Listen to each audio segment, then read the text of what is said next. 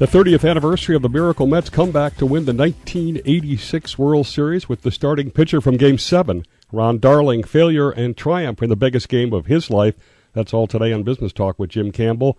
Ron Darling is a graduate of the home of that flagship station, Yale, where he not only pitched but played football. He's now an Emmy Award-winning baseball analyst for TBS, MLB Network, SNY, WPIX, and the author of The Complete Game, for which we interviewed him before. Starting pitcher for the Mets from 1983 to 91, first Mets pitcher to be awarded a Gold Glove. He finished up his career with the Oakland A's. And this book coinciding with the 30th anniversary of the 86 World Series, Game 7, 1986, Failure and Triumph in the biggest game of my life. Thank you, Ron. Welcome back. Hi, Jim. Thanks for having me. I appreciate it. What position did you play at Yale football again? Well, I went there as an aspiring quarterback, got there, and there were about 6 guys that were better than me, so I became a free safety straight away. So. And were you guys any good then? Very good, very good. In fact, my offensive backs coach, offensive and defensive backs coach, was Dick Geron. Oh, yeah. Some great tutelage. Coached the Bears. That's right. Where I grew up. All right, let's jump into this. I guess, first off, nobody really focuses on Game 7 versus Game 6. Was it your choice because you were the starting pitcher, or was there something else behind it?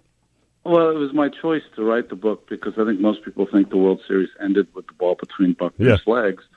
But, there was a Game 7 to be played, and so really I wanted to write, one, about that game because not a lot of people knew it, and secondly, as an athlete, and on a major league level, you don't fail a lot before you get to that level. And for, a golfer, it's a 3-foot putt at the U.S. Open. For a football player, it's scoring winning touchdown. But for a baseball player or a baseball pitcher, it's pitching Game 7. That's the highest pinnacle you're ever going to reach. And I didn't pitch great in that game, and I honestly wanted to understand why. So I guess I could have paid someone $150 an hour to figure it out, but instead I wrote a book. And by the way, you're tough on yourself in the book, but before we started, you said you were allowing yourself to smile and sort of feel proud today even. Well, so they're going to be celebrating the 30th anniversary of the Mets tonight, and, I think if you're living a life, you're always trying to stay in the moment and move ahead and not look behind. But today I'm going to allow myself to look behind, enjoy a wonderful time that's passed, and try to remember all those wonderful moments in '86. You have a future ball player with you there, and so we might hear a little noise every now. I do. I'm sorry about that. That's all right. I got to go to two quick stories before we start, because you talked about the rain delay in that famous 1975 Red Sox-Reds series in Boston, and I happened to be at Tufts then, and I remember it vividly that it felt like the whole city had stopped. A great story. The Reds wanted to get some batting practice in, so they decided to come out to Tufts. They're in uniform in a bus, and they get lost, and Sparky Anderson gets out at a gas station and says, "Where's Tufts?" Well, of course. It's a great score. And even worse, though, is I had tickets to Game 6, the Fisk home run game, because my uncle was the director of broadcasting for the Atlanta Braves, and I could not go. So. Oh, geez, I'm going to call you Goodwill Hunting next time I see you. But let me tell you this, though. Now, one other story. 1986, my roommate from Dartmouth Business School's father was a division president at Doubleday. He'd played minor league ball, so Nelson Doubleday made him sort of an interface. We got tickets. It was Gooden versus Clemens. The Mets obviously lost. We sat behind home plate with the players' wives. I got a foul ball from off Mike Greenwell. Oh, geez, yeah. Unbelievable! And that game was supposed to be the best matchup between pitchers of all time. I think it ended up 9-5. And neither of them lasted more than a couple of innings. And I think people forget this, too. The Mets were down 2-0 after playing in Shea. Yeah, and ended up having to win 2 out of 3 in Boston just to get it back. And, that team had a lot of grit. So did the Red Sox. The Red Sox were fantastic. And except for a couple of bounces, they might be celebrating the 30th anniversary of a championship. It just... it wasn't meant to be for them, and it was for us. Literally bounces. Let me ask you 2 obvious questions. What's wrong with Matt Harvey? Well, it's nothing and it's 1,000 things. I don't think it's health. I don't think it's mechanical, although there are a couple things that he could tighten up. But, when you go into slumps, they're so personal and so individual. And what happens, it always goes back to the same thing, and that is that pro athletes ride this train of confidence, and most of the time it's steady or downhill, but occasionally it goes up a little bit, and sometimes, in rare cases, it goes up a steep incline, and that's really what he's going through, just a lack of confidence, not sure of what he wants to throw, not sure of his location, not sure of anything. And when you get out there and you feel like you're almost naked in front of the crowd as you're trying to apply your craft, it's a strange place to be. I've been there in small snippets. I haven't been there where Matt is right now, but it's a lonely place to be, and I think it's easy to try to find I don't know, what people think or maybe the answers to it, whether he's not in perfect shape, whether he's spending too much time out, whether he's not concentrating on score, whatever it is. It really simply comes down to the same thing every single time, and that is, you lose your confidence, and there's different levels of that, and he's at one of the lowest points. Well, the good news there, I guess, is it sounds like it can be turned around. Sometimes fastball pitchers peak, like Dwight Gooden did in second year. One other obvious question, who'd you take, the Mets starting pitchers in 86 or 2016? Well, it's interesting. I mean, if you're telling me what would I rather have, I'd rather have guys that all throw 95 and have a chance to be some of the dominant pitchers of their generation.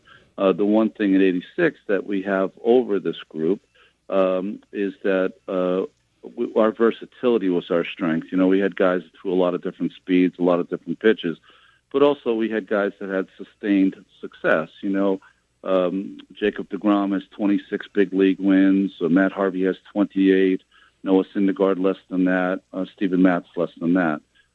You've got to get to the number 100 where Sid Fernandez, myself, Cone, Leiter, all of those guys did. And it doesn't make them better than these guys. It doesn't. These guys have amazing arms. But sustained success is where you're remembered. So they have that chance. For me, I sort of skipped the steroid era, and I like building. So the bookends for me were Frank Cashin and Sandy Alderson, who's a Dartmouth man. How do you compare and contrast them? Two different men, but both incredible strength, incredibly quiet about their craft. Never really wanted to take any of the credit for what they did. They just wanted to do their job, and they both do it in a little different way. But I think Sandy's come to Frank's way, and that is you can never have enough pitching, and dealing with a limited payroll and making sure that he traded some of his best players for some younger players, especially pitchers, has changed this organization and turned it around. Zach Wheeler, when he comes back, is one of the best arms in baseball. Noah Syndergaard might be the steal of the century. When you thought Travis d'Arnaud was going to be the big heist from the R.A. Dickey sweepstakes. So he's done a fantastic job of putting this organization in place to win for many years. Now, in the book, you literally go through every at-bat. Do you remember it that specifically, or you put it together from going back and clips, et cetera, and things like that? Well, what I did is I wrote down the entire game, how I remembered it happening, and then I went to the tape to confirm it. And for very few and minor details, I had it spot on. And I think that's honestly a trait that most starting pitchers have who played baseball for a long time, is that you put me in the middle of the game and you turn the TV on, I can tell you every pitch that I threw coming up in the sequence of it. And I don't know if, how our brain works, but that's usually how it remembers things anyway. And I was really happy that sometimes as you get older, you get better. But I remembered every agonizing detail right up to exactly what it was. Unbelievable. And I should throw in there again, we're talking 30 years, not last week. Yeah. Did you, there was a rain delay, which I'd forgotten, which meant you had to sit on your nerves and adrenaline for a whole extra day. How much did that affect you? And did you know, does a pitcher know whether you had your good stuff that night, that when it finally went on that Monday night, I believe it was? Yeah, well, I was also facing the Red Sox 3 times in 11 days, which made it a little more difficult. Yeah, good point. They had a wonderful veteran lineup. Yeah, I definitely, and this is on me, and I write about it in the book, I definitely had a paralysis by analysis 48 hours of trying to maybe come up with too much of a ornate game plan to try to get these guys out instead of keeping it pretty simple.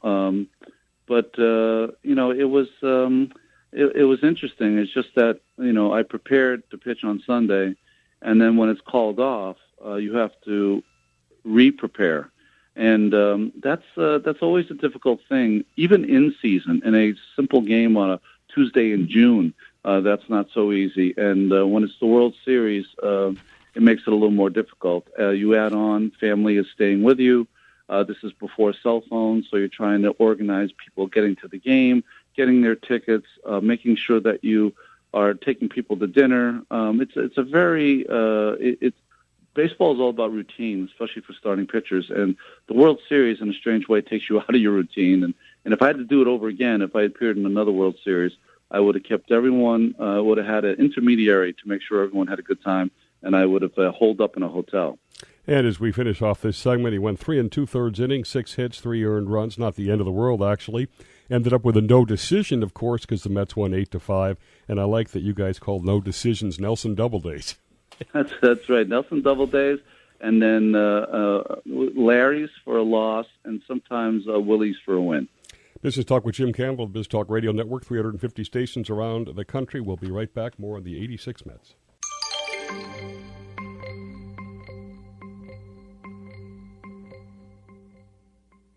We're back with former Mets pitcher, current Mets broadcaster Ron Darling. A little word association now with some of the key guys.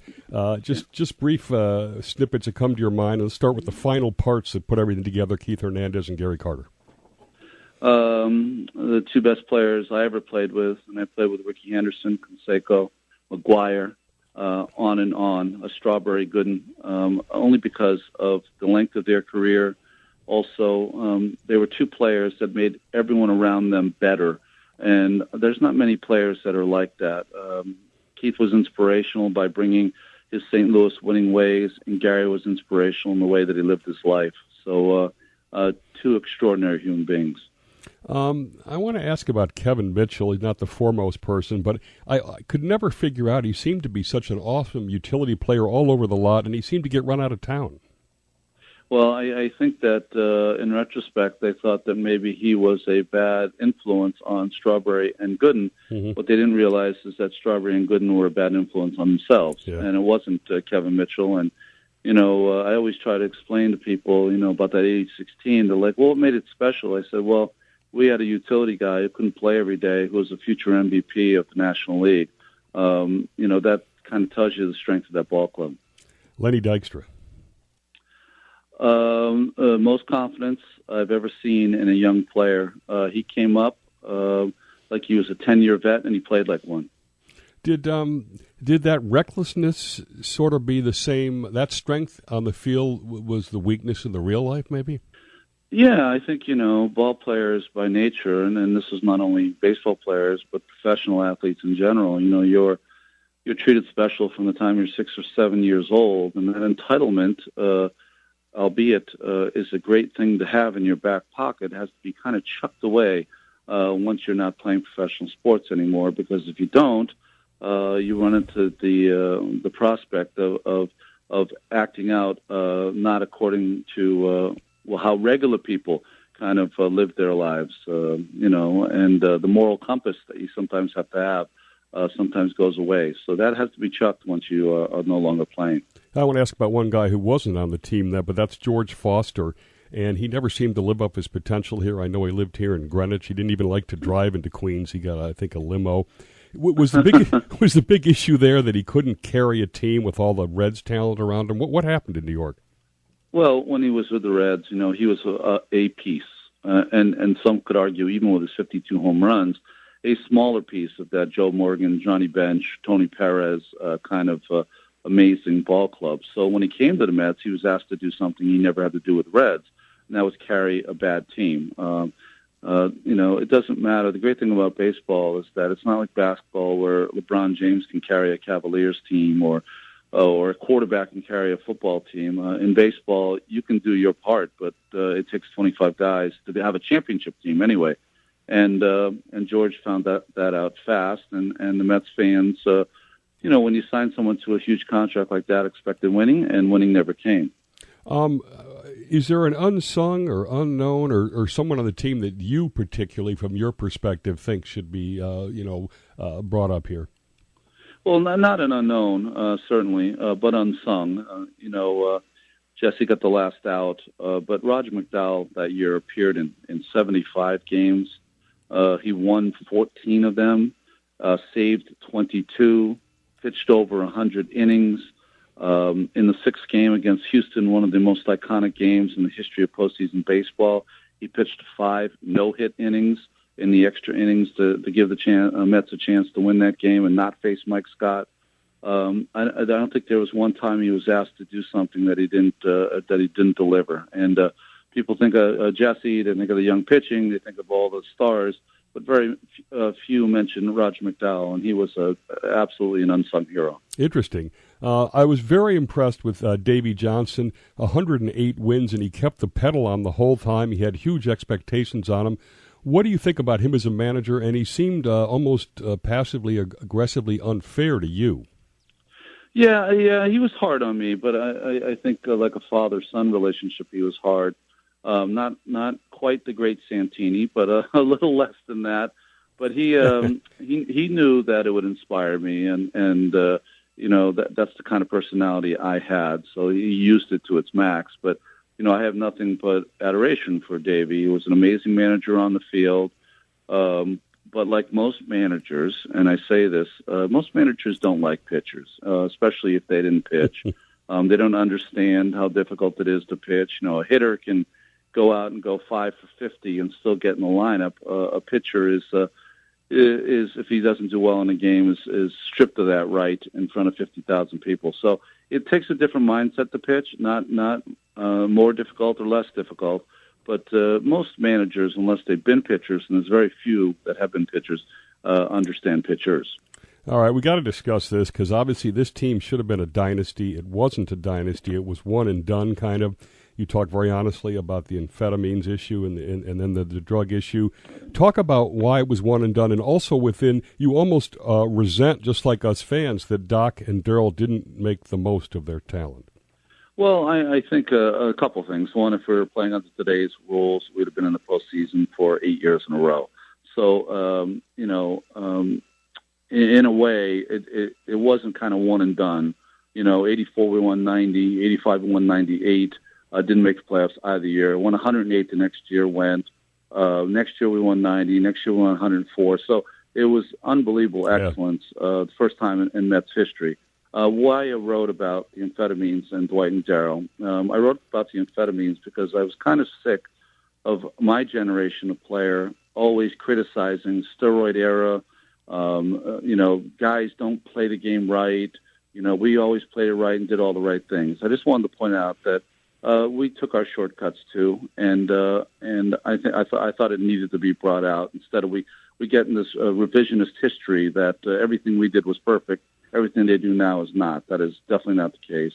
And as far as Dwight and Darryl, I'm asked all the time, as you just did, why this team wasn't better. And the only way I can relate it to today's fan is that just think if the Washington Nationals, if Bryce Harper and Steven Strasburg had to leave to go to rehab, it would be the hugest story in baseball. People would be going crazy and nuts for it. What are they doing? They're throwing their life away. But what they really did is outside of their own lives.